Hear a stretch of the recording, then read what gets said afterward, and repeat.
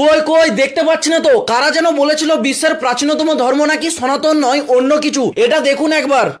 আমি কৃষ্ণ খুব ভালোবাসি। আমি যদিও জাতিগত মুসলমান, কিন্তু সৃষ্টির পূর্ব লগ্ন কোনো চিন্তা করলে কিন্তু আমাদের ধর্ম এটাই।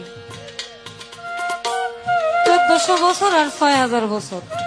বাউল তো আমাদের এলাকাও আছে, বাউল শিল্পী আমাদের এলাকাও আছে, কিংবা আসুদাইন্না বাউল শিল্পী আমাদের এলাকার নাই।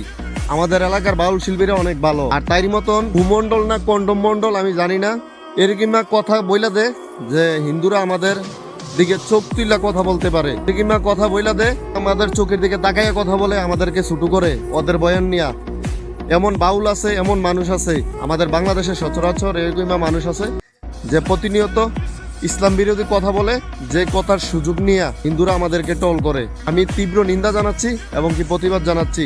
আমি এই বয়ানের বিচার চাই।